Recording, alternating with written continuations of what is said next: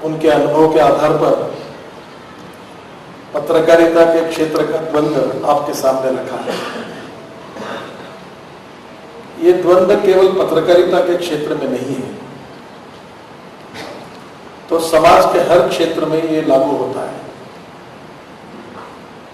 Profession and mission, व्यावसायिकता को लेकर काम करे या मिशन को लेकर काम करे, ये बुनियादी सवाल सबके सामने है। चाहे राजनीति हो, चाहे शिक्षा का क्षेत्र हो, चाहे पत्रकारिता का क्षेत्र हो, चाहे किसी भी क्षेत्र में अगर हम जाएंगे तो ये टकराव, ये द्वंद्व हमको देखने के लिए मिलता है। लोग अक्सर ये कहते हैं कि जो शॉर्टकट से आगे जाते हैं वो आगे निकल जाते हैं, पर स्वर्गीय दत्तोपंत ठेंगड़ी जी कहते थे कि शॉर्टकट कट यू शॉर्ट। और मैं ये बात पर विश्वास रखता हूं कि एक बात जरूर है कि अब सबको लगता है कि पेड न्यूज लेनी चाहिए। जिन लोगों ने धंधा ही शुरू किया है उनको लेने में कोई न्यूज वैल्यू नहीं है, पर जिन्होंने मिशन के रूप में काम करने की शुरुआत की है, उन्होंने अगर ये शुरू किया है तो ये बड़ा दुर्भाग्यपूर्ण है।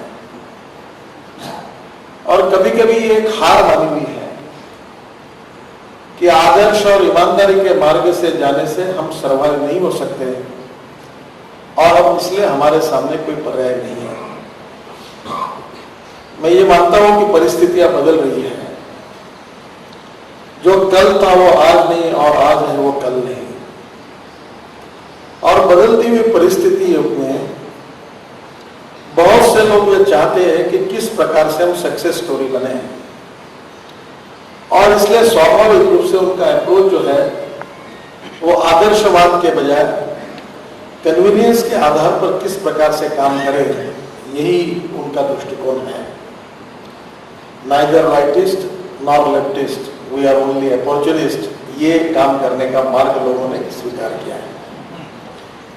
मुझे याद है कुछ दिन पहले, मृत्यु के पहले, आचार्य राम शेवाळकर जी का एक भाषण मैंने सुना था, और उस भाषण में उन्होंने कहा था कि समाज में ये सब अधपतन मुझे जब दिखता है, नैतिकता का पतन दिखता है, और भविष्य की पीढ़ी की तरफ देखकर जब इस प्रकार की बातें मैं जब देखता हूं तो मेरे साथी मुझे कहते, देखो ये भविष्य की पीढ़ी कैसी बिगड़ रही है, ये युवा कैसे व्यवहार कर रहे हैं,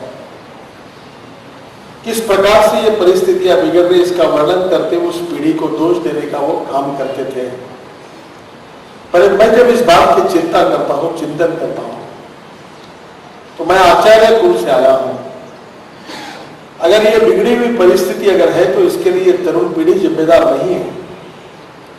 अगर इसके लिए कोई जिम्मेदार है तो मैं जिम्मेदार हूं, क्योंकि मैं आचार्य कुल से आया हूं।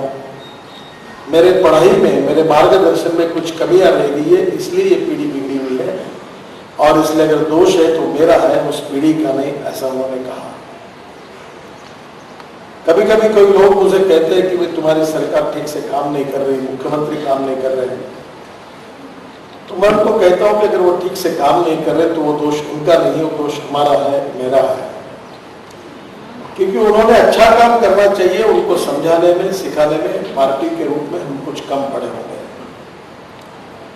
मुझे लगता है कि देश में सब जगह ये चल रहा है।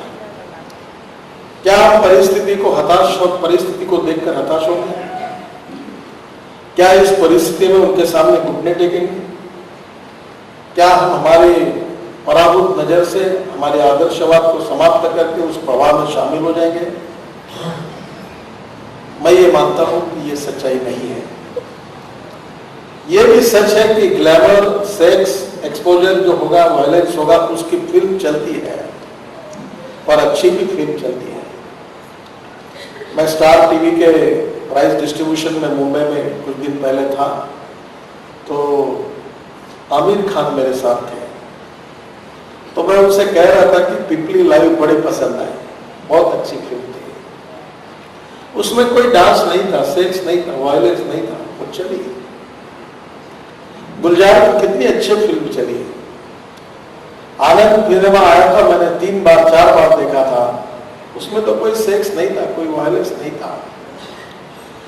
आज भी समाज में अच्छाई की कदर करने वाले लोग हैं, गुणवत्ता की कदर करने वाले लोग हैं। शायद उस गुणवत्ता को उस कसौटी पर पहुंचाने में कुछ कमी हुई है। और इसलिए पहली बात ये मानता हूं कि इसके साथ शर्म होने की आवश्यकता नहीं है। मैं अक्सर एक बात याद रखता हूं जो रिचर्ड निक्सन के आत्मचरित्र में उन्होंने लिखी थी, the man is not finished when he is defeated but is finished when he quits.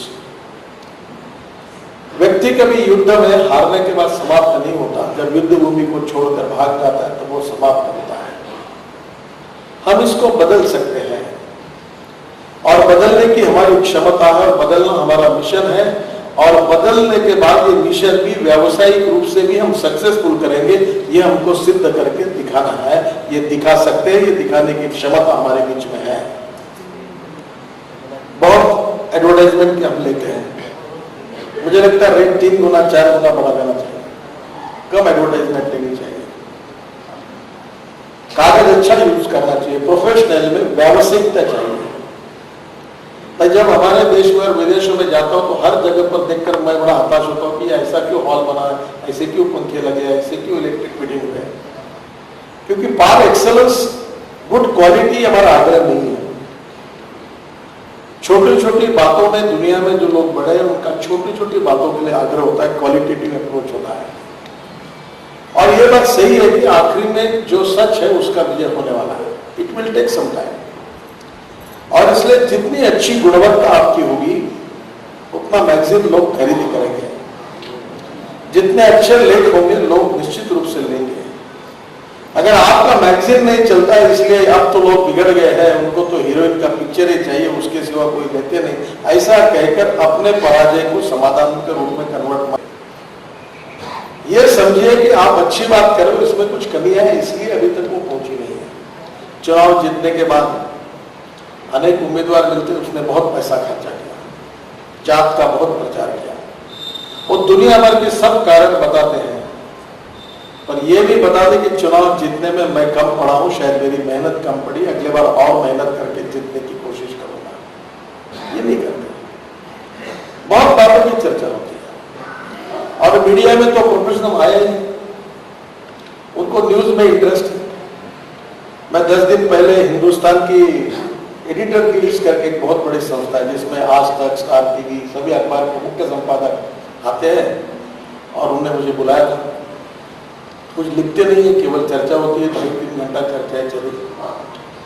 तो उन्होंने मुझे पूछा कि आपने ऐसा कहा, आपने वैसा कहा। मैंने कहा मैंने क्या कहा था? तो प्रधानमंत्री के बारे में एक टिप्पणी का जिक्र कर रहे थे एक लोग व्यक्ति, तो मैंने कहा था कि कॉमनवेल्थ में इतना भ्रष्टाचार हो रहा है, मेरे समझ में नहीं आता कि प्रधानमंत्री जी की आंखें है तो वो देख नहीं रहे, कान है तो वो सुन नहीं रहे, मुंह है तो वो बोल नहीं रहे, ऐसा क्यों? मैंने उनको बंदर कहीं नहीं कहा, आपका निकालो, कहीं नहीं कहा। नहीं, आपके मन में जो आपने बात कही उसके मन में मंदिर छिपा हुआ है, आपको बंदर कहना था, ये बात उसने कही। तो मैंने कहा मेरे मन की बात आपको समझने वाले आप ज्ञाति के नाता कैसे बदले कि मैं उनको बंदर कहना चाहता हूं, ये बात आपको कैसे समझ में आई? और पूरे टीम चैनल में दिन भर नितिन गडकरी ने प्राइम मिनिस्टर को बंदर का आपने चलाया, जबकि मैंने कहा ही नहीं। ये कौन सी पत्रकारिता है? बोले ये तो सच है, आपने नहीं कहा, और आपके बोलने का अर्थ वही होता है। ऐसी कैसी पत्रकारिता चलेगी? अगर कहा है तो लिखो, नहीं तो मत लिखो। और इसलिए मैंने उनसे काफी बातों का जिक्र किया, आखिर उनके पास जवाब नहीं था। एक ने मुझे कहा, मेरा इंटरव्यू चल रहा था टाइम्स नाउ पर, बड़े पत्रकार कर रहे थे, मैंने उनको कहा कि मैं आपको पूछता हूँ कि मैंने अफजल गुरु के बारे में कहा कि ये कांग्रेस का दामाद है क्या? बहुत चिंता हुआ। तो हमारे यहाँ तो मराठी में कहा जाए तुम्हें तो दावा ही आएगा, किसी को भी पूछते हैं। तो मैं आपको सवाल पूछता हूँ कि भाषा शास्त्र, व्याकरण शास्त्र और नीति शास्त्र के आधार पर वो आपका दामाद है क्या? ऐसा अगर पूछा तो इसमें मैंने कौन सा असंसदीय शब्द उपयोग में लाया है? पार्लियामेंट और विधानसभा में जो असंसदीय शब्दों की सूची में जो शब्द है उसमें किस शब्द का उपयोग किया है? तो मुझे बताइए। आप विद्वान हो, मेरा मार्गदर्शन करिए, मैं मेरी गलती को सुधारूंगा। तो वो पत्रकार महोदय, पंडित महोदय मुझे नहीं कुछ कह रहे थे, हंस रहे थे, क्योंकि उनके पास जवाब नहीं था। वो तो चलता ही, क्योंकि बिजनेस के हिसाब से अगर उनको रोज कोई हॉट न्यूज चाहिए पटाखे से, तो कुछ ना कुछ निकलते हैं। अब ये चलने वाला है, क्योंकि हमारे यहाँ सभी प्रकार के विचार, सभी प्रकार के व्यक्ति, सभी प्रकार के लोग चलेंगे। पर जिन लोगों ने आदर्श के मार्ग पर चलने की कसम खाई है, जो उनकी कटिबद्धता है, कमिटमेंट है, वो इसमें जरूर सोचकर चले। ये मुझे लगता सबसे महत्वपूर्ण बात है।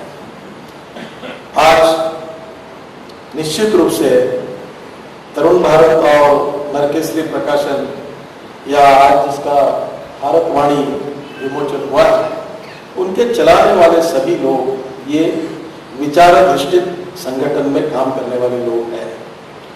दे are not a professional organization, profit making organization के कैटेगरी में वो नहीं आते। पत्रकारिता ये लोक प्रबोधन का, लोक शिक्षण का प्रभावी अंग है।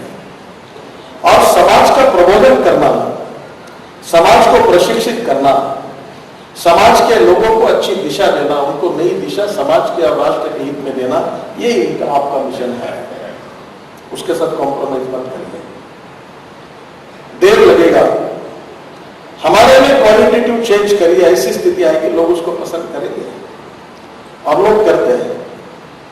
और शाश्वत रूप से अगर कोई चीज अगर टिकती है तो वही टिकती है जिसका आधार नैतिकता के आधार पर, सच्चाई के आधार पर हो, समाज के लिए जो अनुकूल हो, हित में हो, उसी बात को लोग स्वीकार करते हैं।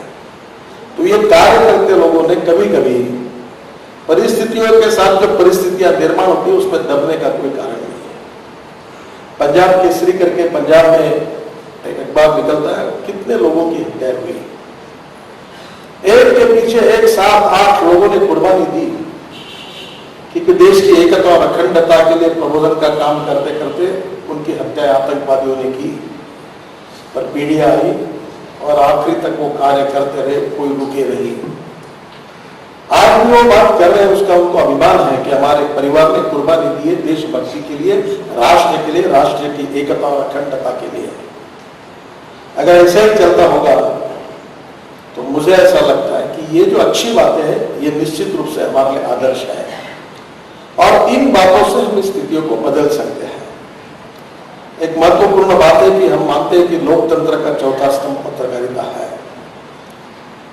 ये जो डिटोरेशन है, इरोजन है, ये केवल एक ही क्षेत्र में नहीं है, अनेक क्षेत्रों में है।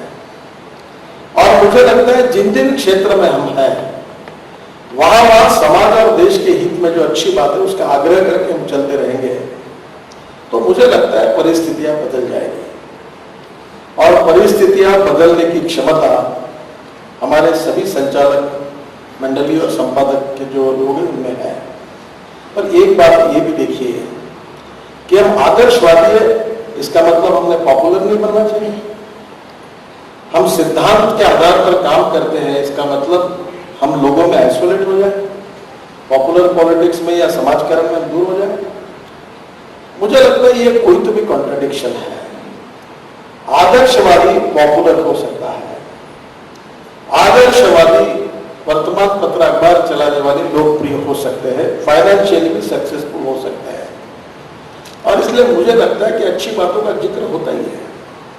मैं कल चित्रकूट में था, स्वर्गीय नानाजी देशमुख जी ने इतना अच्छा काम किया है कि वहां फॉरेन से, फ्रांस से आए हुए 3 डॉक्टर मुझे मिले और वो डॉक्टर वहां आकर